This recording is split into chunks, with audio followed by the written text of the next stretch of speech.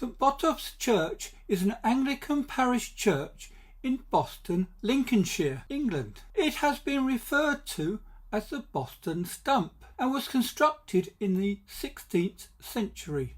Its tower is 266 feet 9 inches tall and was long used as a landmark for the Boston fishermen, and on a clear day it can be seen from Norfolk on the opposite side of the Wash, and in this case from Hunstanton. Now, using elevation finder to find the height of the ground above mean sea level, the height of Boston Market, where the church stands, is 16 feet. This means that the height of the top of the church steeple is 283 feet above sea level.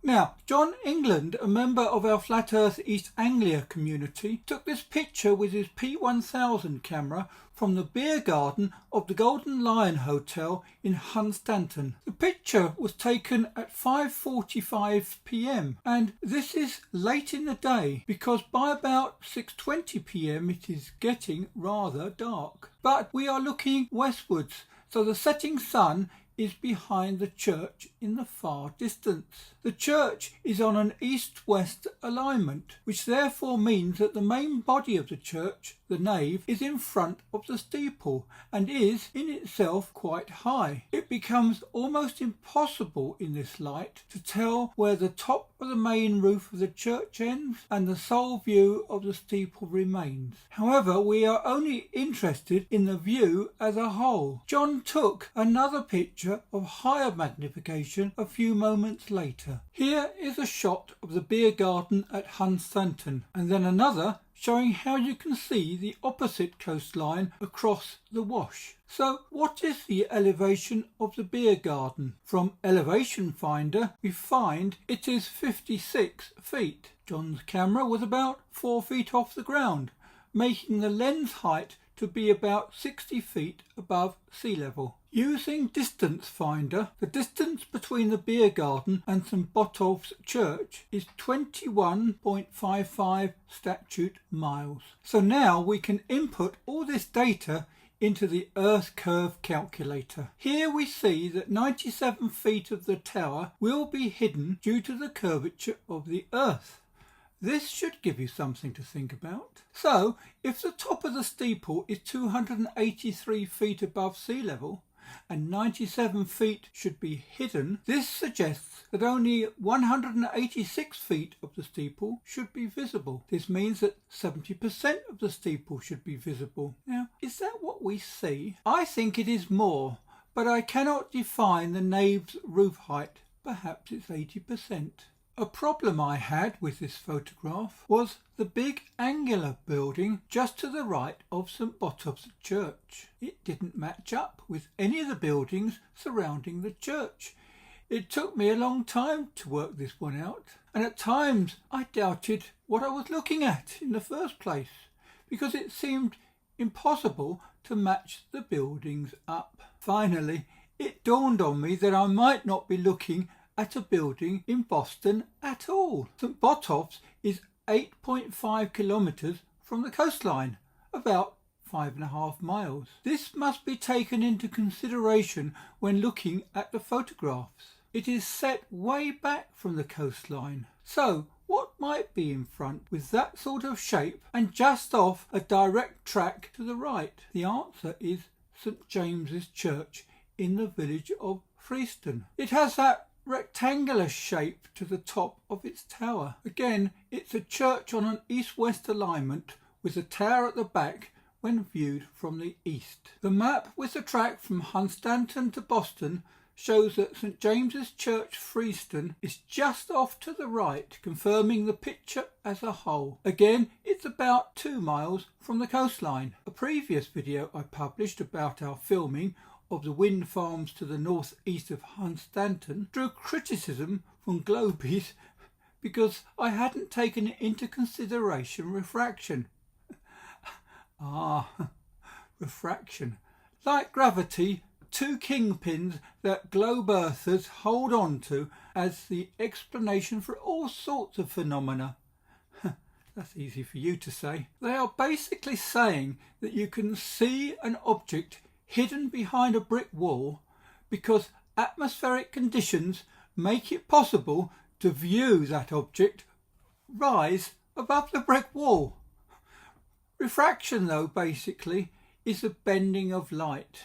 Nevertheless, Simon Dan was, I thought, courteous about that video and found little fault in it except for me not taking into account refraction. So I shall be courteous back to him and leave it for the viewer to decide. A website called codingace.com has all the conversions that you should want, and one of them in the physics section is Earth's curvature calculator with refraction. It also uses a different method other than the Pythagoras method for calculating the drop of the Earth's surface with distance.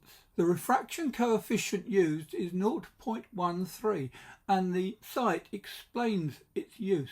Plugging our figures into the calculator, it shows that 75 feet are hidden, and therefore we should be able to see 208 feet, which is 78% of the tower. Well, you pays your money and takes your choice. In the interest of fairness, both sides can claim to be right. Still, now we have dealt with a joker in the pack, let's bring out the ace. John walked down to the seashore and took another photograph standing next to the water's edge on the sand. This means that the height of the camera is now about 4 feet above sea level. Also, it must be remembered that it is starting to get dark, so definition becomes difficult, but outline is still there. If we now input 4 feet observer height into the calculator, 243 feet of the tower should be hidden. From our starting point of 283 feet, this means that only 40 feet of the tower should be visible. As the tower is 267 feet tall, only the top 15% should be visible. And if refraction is considered as well, it shows that 208 feet should be hidden. This means that 75 feet should be visible, i.e. 28%. How much of Botolph's church tower is visible in the photograph?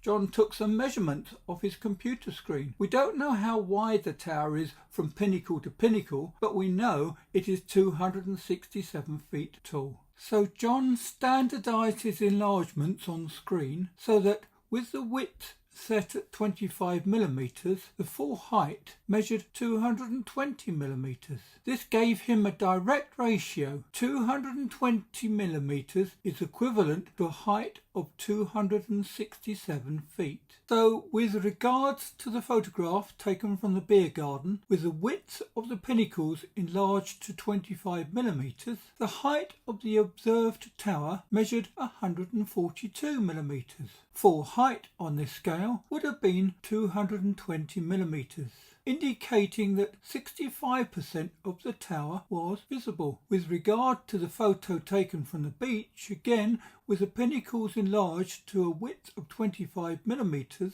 the height of the observed tower measured 76 millimeters. Again, full height would have been 220 millimeters, indicating that 35% of the tower was visible. Calculation showed that only 15% should be visible due to Earth curvature, or with refraction calculation 28% should be visible. So in conclusion, I think when standing on the shoreline, 35% compared to only 15% if there were an Earth curve is a clear winner. But then the Globies gave it their best shot with curved water blocking the view, but the tower also magically elevating itself using unspecified refraction. Still, 28% is short of 35%. The refraction explanation has proved to be inadequate with a photo of the Chicago skyline